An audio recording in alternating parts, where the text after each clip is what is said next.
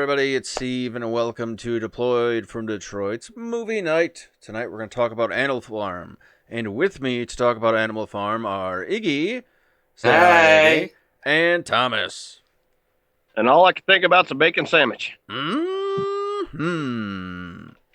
So these fellas watched Animal Farm along with us, and if you saw the little thing, the snippet, the 20 minutes we talked about on Wednesday, the reason why we wanted to watch this movie this week was to just start getting the discussion about socialism out there, because it's out there. And although we are not economists, we have been privy to much of the world's history and much of current history where socialism does not do so hot. Now, it is not as evil a process as people think, but when it comes along historically, some evil shit has happened with it because of certain pitfalls that come with the philosophy associated with socialism. Because socialism at its root is a philosophy. In Animal Farm, they're talking about specific branches of socialism, and they're talking about Initially, Marxism and Leninism is sort of the presentation that you get from Old Major, but Napoleon presents you with Stalinism, and Snowball presents you with Trotskyism. And I think kind of my personal take on what you might take from these two sides is that Stalinism was designed entirely to make it look like communism was working, whereas Trotsky, at least snowballism, was an attempt to actually make it work. And and I don't know if it was because of World War II or the emergence of World War II, why Stalinism became the sort of forerunner. I mean, he was a vicious fucking monster, so that was definitely part of it. But there was a definite change from ensuring that the people were taken care of to just making sure people didn't think socialism and communism were a bad idea, and spending all their fucking effort working on that. So Animal Farm is kind of a fun way to show you how that happened without being too, aggressive on the eyes.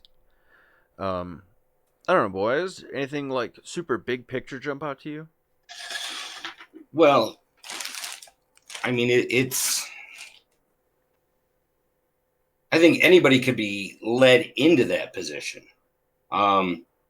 It's kind of like, I don't know what you're taught by your parents. That's what you start to go into. But I mean, if you just look at the basics on how that goes, I mean, that could be any group of people that follow that line of thinking. Yeah. And it's all, kids is a good point too, because oftentimes, we kind of pointed this out before, where it only takes one generation to forget and one generation to remember for something to become true and tradition and forever. The Make America Great thing is the wet dream of some 80s junkies who didn't make it. And like, what the fuck are they trying?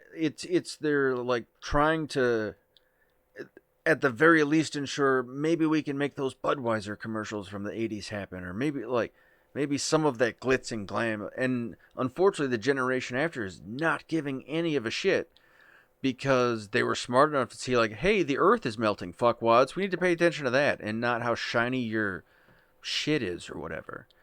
Like, Well, but it's like when hit it.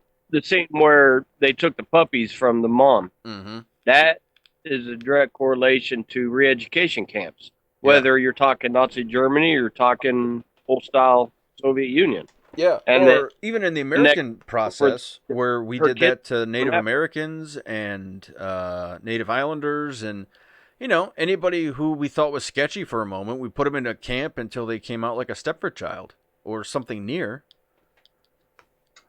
I think every regime that's afraid of what's coming starts with the kids.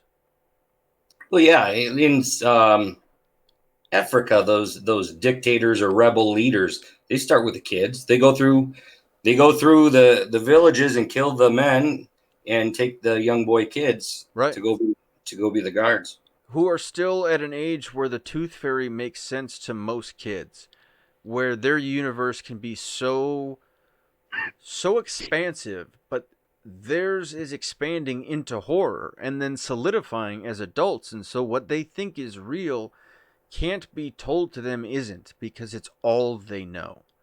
And then you run into these positions where I remember being in Bishkek in Kyrgyzstan, and they still have statues of Lenin, and they miss communism to a degree, and the youth are a little bit angsty about it because they don't remember. There's a generation gone. Their grandparents are dead now, and so the generation who had the boot on their neck doesn't remember. And now these kids who are growing up in a capitalist sort of situation that's totally wrangled by the Russian mob, they're lucky to get a Dorito in their face. Like, they're not getting nutrition. It's still the poorest fucking city in the world. And they would love. One guy said, "I wouldn't mind communism again because at least I could fucking eat, and then we'll figure everything else out." Well, they had a documentary about a guy who picks things up from the city and sells it out to these people, and the potatoes are the cash. Mm-hmm. That's what he takes for payment. Yeah, because that's all these people have is potatoes. Yeah, and it's open, but and it's what's crazy too is there is a weird Blade Runner dichotomy, because I saw people of direct ancestry from Genghis fucking Khan come off the steps in their horses and clad in this gear that they made themselves or someone made eons ago from horse leather, and these dudes were insane. As a historical nerd, I was just like, oh, I know, oh, I completely loved it. And then I was like, what the fuck are they doing here? And they got off their horses, and then they went into the mall to get minutes for their phone. And my mind fucking went. I was like, ah, what? Oh no! What's going on here? And I talked to one of the local guys, and he says, yeah, they get packages delivered and shit. DHL will get like an AV, and you just give them your GPS coordinates. Or there's this new system out there called What 3 Words. Go look into that if you're interested in shit. But it gives everywhere on the planet a geographical address. So these guys can put up their camp, get these 3 words, that's their new geographical address, and then they call DHL and they say, yeah, can you deliver that phone over to Polar Bear Minutes Nice? Thanks, brah. What the fucking holy shit? Blade Runner, man. Blade Runner. But then you have like people in these houses that are falling apart, and kids have tuberculosis, and they have like pioneer diseases. You know, shit we read about, or, you know, you see like in Victorian plays. Like, no, there's a kid hacking up a lung, and we're doing shots with him because fuck it. We had our shots.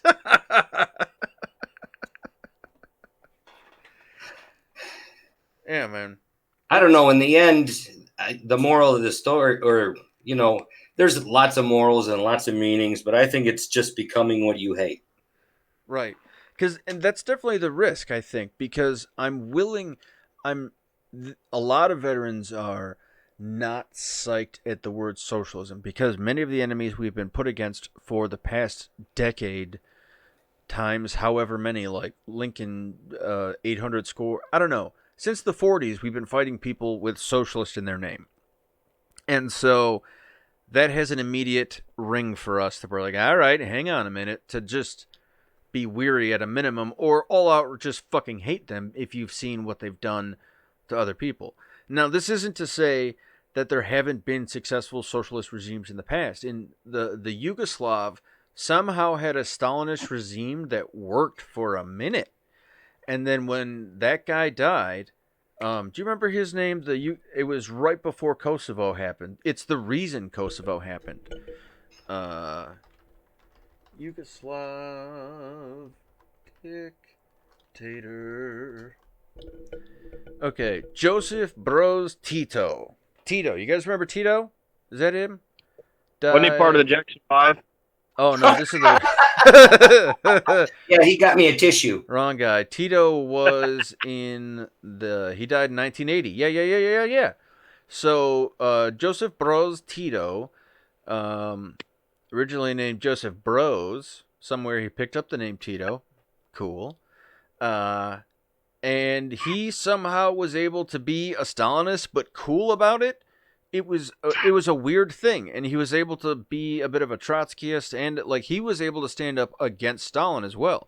He was able to be an independent Soviet of the United Soviet Republic, a Soviet being their word for kind of like a state, eh, like a polity, an organization of a group, a hunk of Russians in one place. That is a Soviet. Or, whatever these guys are. So, And we call that a bar here in the state. yeah. And then, Called so what? when Tito died, and now, was Tito assassinated by anybody, or did he just straight up die? Because sometimes he gets assassinated, and. Well, not sometimes he gets, because that'd be fucking preposterous. This guy keeps dying. That would be who was that wizard killed all the you know exactly what I'm talking about. I do. He worked for the Gandalf the Grey. no. He worked for the Romanovs, and they tried to kill him like 800 times. Oh, Era. Where's his you're death? asking me to access a place I really shouldn't right now. Yeah. You're over my head, man. Oh, yeah. It's I was going to talk about bacon.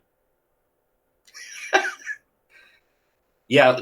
We got to go back to the Marine portion of the discussion. Yeah. Let's get back to the point. I think he just So in straight the up died. cartoon, Yeah, in the cartoon version was good. If you didn't get a chance to watch that, it's basically the exact same thing as the TNT movie, for the most part. Though the TNT movie did add like a 5-minute clip at the end of like a sweet new ride driving in, and they're like, hopefully these owners will be nice. Wink, Russia. Like, nah, that didn't happen. They got fucked. New farmer, same as the old farmer, which is exactly what the donkey prophesies. Benjamin the donkey, when old Major was giving his speech, he's like, "Yeah, whatever, bullshit. You do this, it's still gonna suck." And then when it sucked again, he's like, "Fucking told ya." And he throughout it was not the, unfortunately, turned out to be the voice of reason, but you know. well, what was that the pig that took off that they ran out of there? Snowball. He was, Snowball. Snowball. They went to kill him. yeah, he was based on Trotsky. He was a traitor now. I know. I kept waiting for him to come back, but you know what? That like in the movies, Right. to come back, and talk some sense. But no, it was. That's why it's controversial, is because it's true. Yeah, because what actually happened is Napoleon had Snowball killed in his hotel room in Mexico City by an assassin who damn near cut his head off because he was choking him so hard with a wire. I think that might be No, how he actually, he never made it past my computer because that was my bacon sandwich. died. I'm still pissed. Let me make sure Trotsky was garroted. No, that's not anything we need to check on. How was Trotsky killed? Not well. Let me tell you that much. It wasn't good for him. Cause of death? Assassination. I love how Wikipedia turns everybody's life into a baseball card. Here's your stats. Ooh, assassinated. Okay. And he... Because what's crazy about Trotsky, too, and you see it from Squealer, who's the tiny pig who talks shit for Napoleon, is they started to change the history, where Trotsky was real into keeping things exactly how his sort of forebears wanted it. Stalin was real interested in adapting things to making his vision sort of happen. And then let's see. Dies got me at the.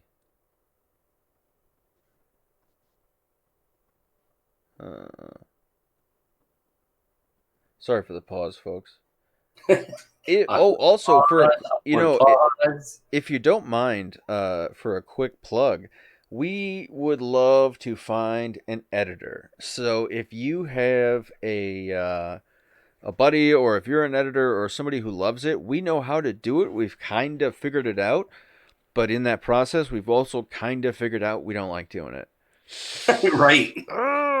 So what we'd like to requires do, concentration. yeah, it is not up our alley. But if you would like to edit for us, or you'd like to give it a shot, send us an email at dfd.slm@deployedfromdetroit.com. Our raw sort of footage, and I can explain some of the. We'll take a quick into this pause. Why is this shit so long sometimes? Well, let me tell you. There's actually a good reason for that. We are currently in a number of different kind of wars and engagements, and in these engagements you need to be prepared in different ways. And one way to sort of protect oneself is to document everything. And so this is a way for us to protect ourselves and protect our friends and protect our guests and protect our ideas from being taken or harmed. Or either, there's so much technology out there that allows for everything we say to be clipped up and turned into something fucking crazy, and it's going to happen because that's how this thing works. But in an effort to sort of help police that, we decided to just cut the track raw, and then that way it's out there in the public viewing. Anything we say that sucks. Anything we say that's good's good, but it's all available in context. It's all available to be reviewed. So this way, it's also a way for us to stay transparent. And we get that that's not always super entertaining. So why we would love to get an editor on board is because we definitely have some ideas for types of products we'd like to be the show clipped into, but we'd also love to have sort of creative input from an editor type. What do you think we ought to do beyond what we're thinking? We'd love to hear that kind of stuff. So if you're interested in it, or if you have a buddy who might be, shoot them our way. dfd.slm@deployedfromdetroit.com. All right. So Hey, let me give a plug real quick too, if you don't mind. Yeah, brother, hit that. You. So on, I get on Facebook and then I get pissed, and then I get on Facebook and then I get pissed, and That's what it's the designed problems for. we worry about, and the problem of not getting sugar in your mocha chino half and half with a sprig of fucking nut juice. I can't deal with it. So I'm back on and I'm looking at stuff, and I found, can you see this? Veterans helping veterans. On Facebook. Now, I've only been on it like 2 or 3 days, and this thing is amazing. Homeless people have gone on here and go, hey, I'm in Miami right now. I'm cold. I'm hungry. Can I just get, something to eat or a place to stay for the night? And these people hook them up. Hell yeah. I mean, and everybody's doing what they can, and it's all genuine. It was an amazing, beautiful thing. And then this one guy helped out a person and in that Florida area. And he wrote this beautiful paragraph about, I always see other people helping and I always wanted to help. And now I got my chance tonight and I feel so honored, and get on this thing. Trolls, stay away, because this is a serious and very helpful Facebook page. I've never seen anything like it. So hell yeah, get on to veterans helping veterans. I think you got to ask permission to get in, but please check it out. And I mean, if you could help somebody out for a night, wouldn't you? Give them a place to stay, a hot shower, meal. You know, Yeah. it's just amazing. I thought it was wonderful, so I thought I'd share. Yeah. If you got an Airbnb that's not being used right now, you could probably put some people who could use it in there. It's also a tax write-off if you're, Well, I not had an fully idea motivated. for, and I put it on there. One was an app, evidently, and I mean this to be funny, but I don't. I don't know how homeless people have phones, but anyway, they get a hold of phones. Everybody's got phones. Yeah, They're like fine, $3 to print. but but get an app where we can have veterans located wherever, Mm. and get certified and verified, saying I'm willing to give a homeless veteran or a veteran in need a place to stay for the night, or I'm willing to give them, food and water, and that's it, or Yeah. and then Homeless the Travago. the people that need the help would also be verified, so you don't get some cuckoo over that's going to shoot your family. Yeah. But they get verified and they get reviewed as a guest on how they were as a guest. So should they need help again, you can see, oh, this is a great person, Hell yeah. But I don't know. I mean, this is just what pops through my head. But I mean, one guy wrote within 2 or 3 hours, 91 comments, and this veteran somewhere was taken care of. Mm. Oh, and there was one up in Wisconsin too, and I mean, they took care of that guy too, and that was all in 1 or 2 days. Shit. So I mean, the love is out there, Right. and this network's active because I'm looking. It says 5.1 thousand members. So please, We got somebody jumping. unknown in group hangout. Oh, it's there probably. Oh, Yeah, I ain't figured out how to put my name on it yet. So screw you. my name on there is Murray, Murry, and the last name is Juana, Juana. Nice. Explains why And I it's couldn't a find picture of a little, I don't know what you call those babies from like the 40s or 50s, Cupid doll things. it. Creepy. Yeah. So let's go back to socialism in this because the Veterans for Veterans thing kind of got me thinking about it because man, my blood pressure's dropping. So if you guys want to see the weird side effect of a medicine called propranolol, it causes sweating and it also controls me. It keeps me from having. I'm gonna have water now, guys. Hey guys, if I black out, it's okay, but I'm probably gonna black out. And so What? it causes my blood pressure A to little drop. bit or what? No, my blood pressure's falling. Oh. Mm-hmm.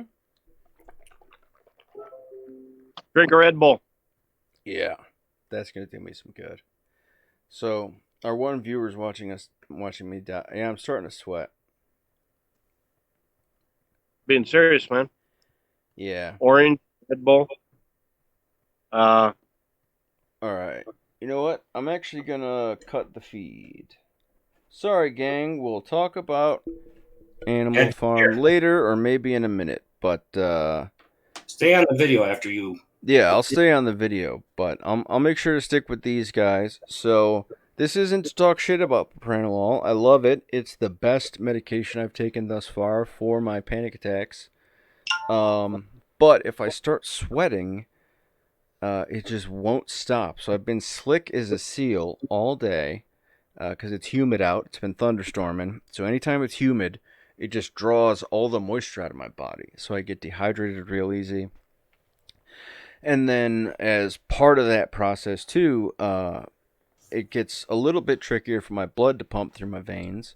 And so I get lightheaded and I get like this where I'm about to black out. Although maybe, I don't know, maybe I may not have to cut the feed. Maybe I'm able to, Who's the unknown on this? Sorry. That's what's his nuts?